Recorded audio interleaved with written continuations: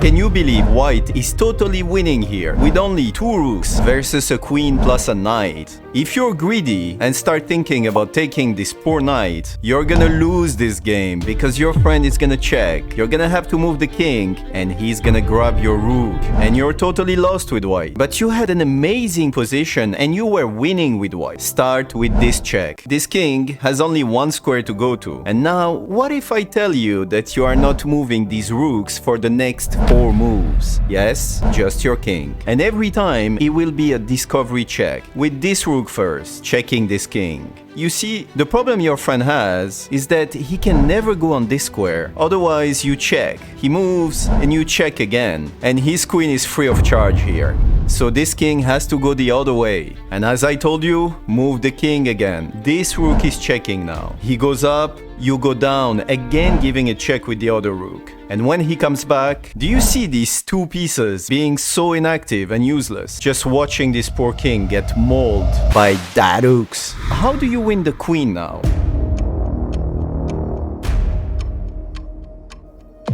Another king move, giving a check with this rook, and it would be checkmate if this queen wasn't here. So the only move that black can play here is cover with the queen. You take it, and now you still have one problem, this knight. But I have another trick for you. Whenever you see a knight on the corner, remember that if you put your rook in diagonal 2 squares above, like this, the knight is trapped. He cannot go here and he cannot go here. And all you have to do now is bring your king very slowly. I know it's cruel, but we need to get rid of this knight to win the game. You just played the best game of your life in the middle game, but you end up in this position, ready to mess it up. You have everything going for you. This king is totally stuck.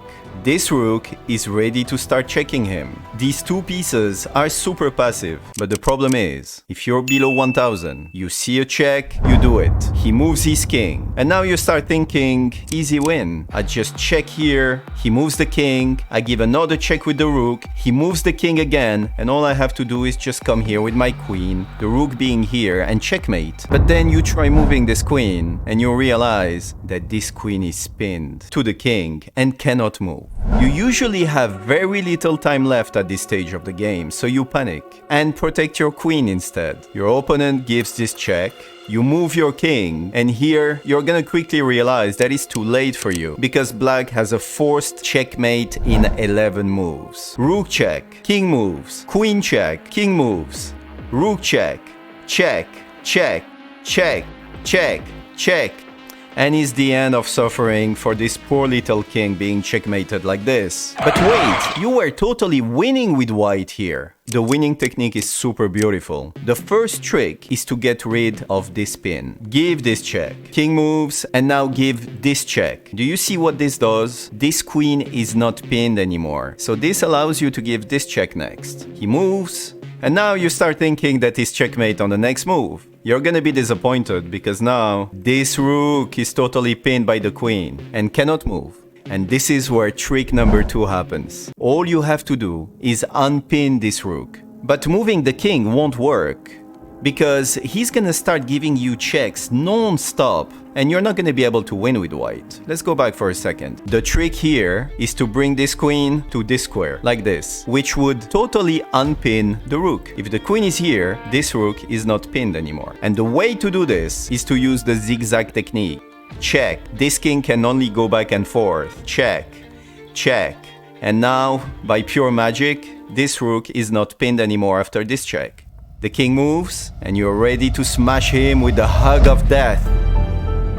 You won't play 2 rooks versus queen endgames the same after watching this. Let me first show you how it goes in your games. You see a free pawn, you just take it. Totally forgetting that nothing is free in life. Because, my friend, you missed this fork, which is a check, and you lose the rook and the game. Let's go back for a second. What if I tell you that you are totally winning with white here? You know what the best way is to not lose a rook? It's to give a check. This king is forced on the rim. And no, this is not checkmate, because again you would be blundering the rook and losing the game. Don't forget our rule. Use checks. The king moves, and now you're doomed. If you're below 1500, you have absolutely no idea what to do next. The same applies in your life. If you don't know what your end goal is, how are you gonna achieve it? So the second rule now is to find in your mind the checkmate you want to get to. If a rook teleports itself there, it would be checkmate, right? We know that this rook is very well placed here, controlling all these squares. All you need is this rook to give one check on this column, and it would be mate. Now, does putting the rook here delivers checkmate on the next move? Of course not, because the king would take it. Let's go by process of elimination.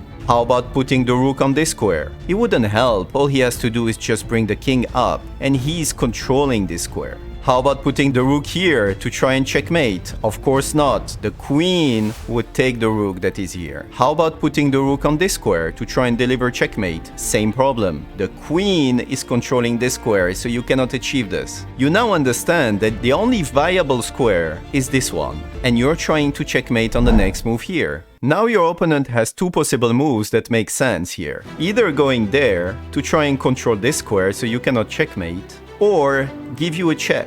Let's see what happens when he tries to block the access. It does look like black is out of trouble here, but he's not. We're gonna smash him with this move, ready to win the queen with this fork next. He cannot leave the queen facing the king like this, so he has to move. Now attack the queen again. And once the king and the queen are separated by one column only, and your two rooks are on the same line like this, you can now win the queen in 3 moves. Do you see it?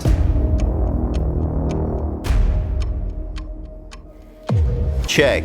And now check with this one. The king is forced to go here, and you fork and win the game like this. What happens if he gives this check instead? Just put your king on a square where your opponent cannot check you on the next move. You're still threatening checkmate next, right? So he has to control this square by playing this move. And now again the same trick. Put these rooks on the same column. I know it's totally counterintuitive. Do you see what this does? You went from threatening mate with this rook to now threatening mate with this rook instead. If he tries to control this square, you check with this one and win the game. If he tries to control this square, you're just gonna mate playing this. And there is nothing black can do. Let me know if you use this trick to put your rooks on the same file before, because it's so counterintuitive.